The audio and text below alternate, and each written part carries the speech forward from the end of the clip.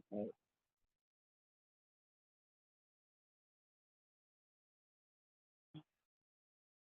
Hope this one's working. Mhm.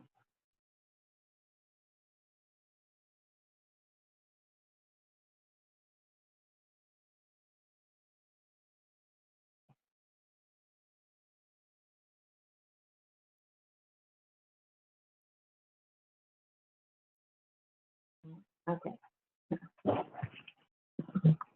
Um, I hope you can hear me. Let's see. Well, I'm here to talk about parents' rights in the IEP process, and it's an important thing that they know this. And I'm going to share my screen to give you a kind of summarized version of the booklet that we give you at every meeting.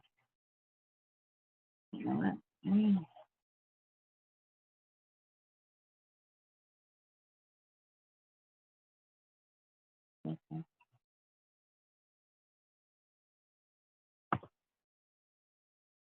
That's my screen.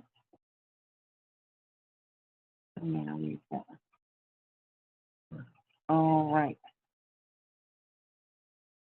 So for public schools, um, our vision is that special education team is committed to the benefits and practices that meet the social, emotional, and academic needs of every student. We believe that all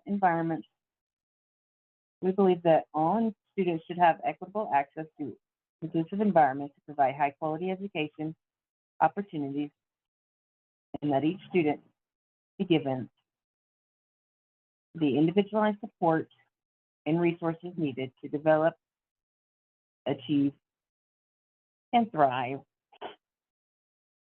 and to create a pathway to long-term success in school and life. And our mission is to ensure quality leadership and guidance through ongoing collaboration and comprehensive professional development for all special educational staff, and to promote student-friendly, culturally responsive practices with fidelity to all students. We will provide family support through community resources, um, linkage training, and networking opportunities that prepare students for long-term success in school and life. And that came from the TPS Parents' Rights Book. So it's important that, that special education is a variety of services that are there to better help students with disabilities. And it's not a one-size-fits-all approach. And, parents have rights, especially in special education and under the federal law of IDEA, which is the Individuals with Disabilities Education Act. So I'm going to briefly go over some of this in this document, in this video. So first off, there's FAPE, which is the Free Appropriate Public Education. And FAPE would be best described as breaking down what each, it would be better to break down what each letter stands for. So first we've got F for free, and that means that the government covers the cost of the student with disability educational needs. This, however, does not include any extras, like football or sports or any dues they have to pay for, that stuff. And A is for appropriate.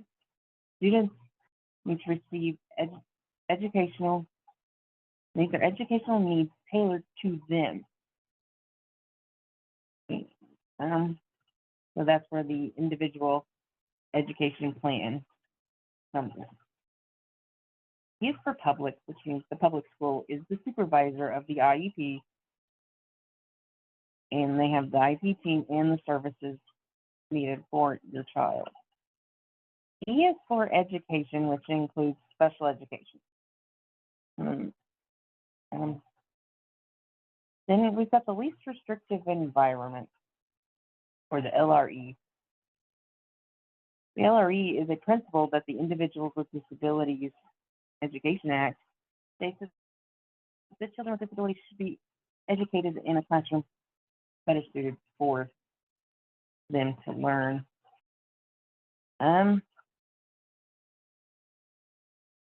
So there are some students that are severe, so they need to be in a self-contained classroom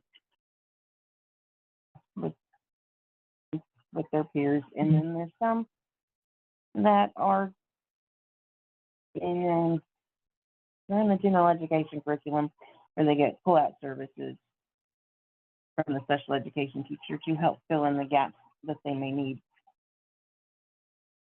And all this is free to these children under the FAPE laws.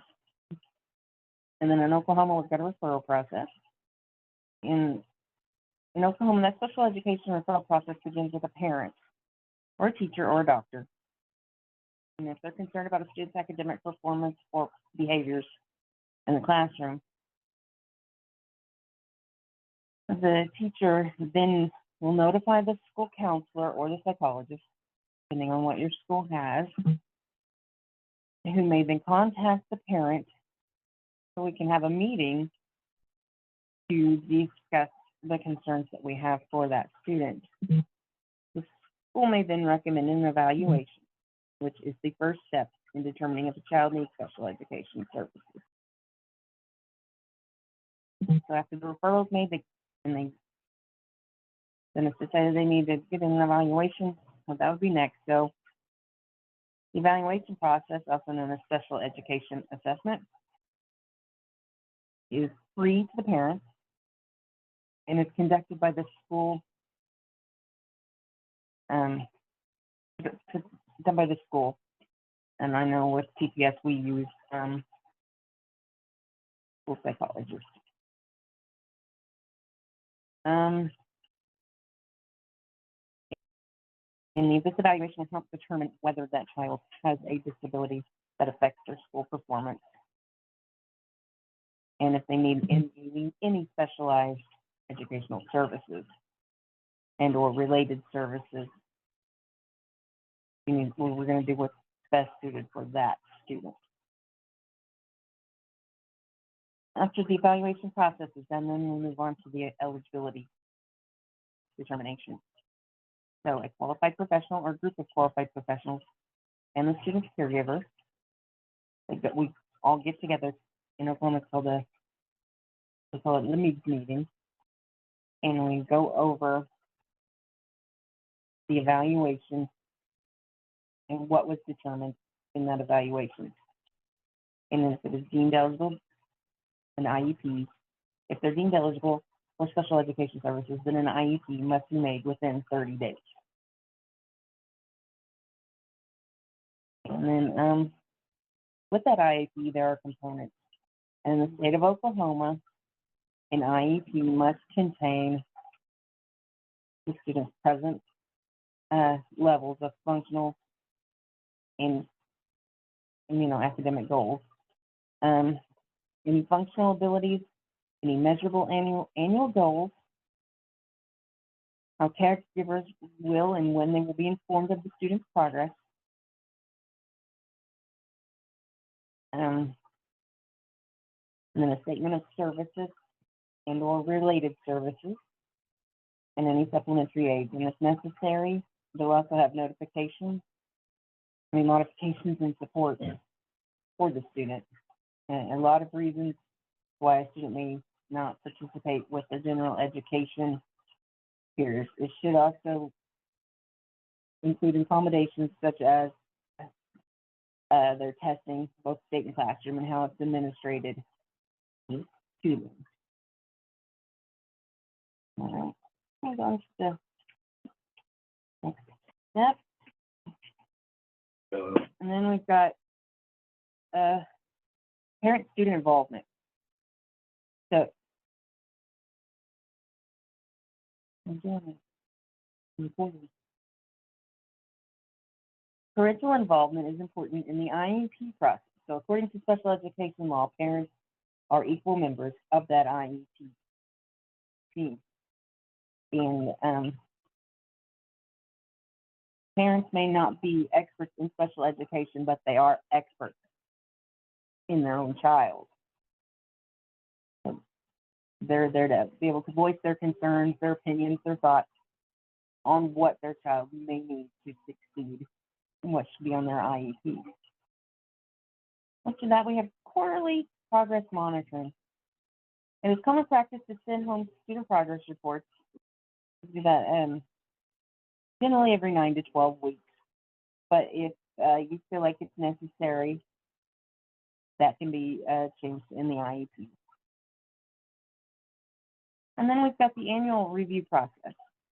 What that means is that the IEP team, we're going to get together once a year to go over the IEP goals and see how they need to be changed or updated, just see, depending on how the child's progressing. And then we'll have procedural safeguards, which is your right and the student's right to special education services. And we are to offer you this in writing every time we meet about an IEP. Then we'll have a written notice, which that's a summary of all the items that we talked about in the IEP meeting and things that were proposed or refused and why were they refused. And it goes over all that. And then it also shows what evaluations were used to reach that determination. What's the contact information for the person in charge of this, and what dates these things go into place. And these have to be written after the meeting is held, at least in the state of Oklahoma. Then we have related services. Related services are the services that help children on the IEP with additional intervention. Some students not only need to have that pull out with the resource room, but they may also need help with speech services, or they may need help with occupational therapy, to better work on their pencil grip. Or some of them may just need some physical therapy to help with their physical impairments. And that about covers a generalization of parents' rights in the IEP process. If you have any questions or concerns, you may feel free to reach out to me, or you can call the Education Service Center at 918-746-6800. Thank you.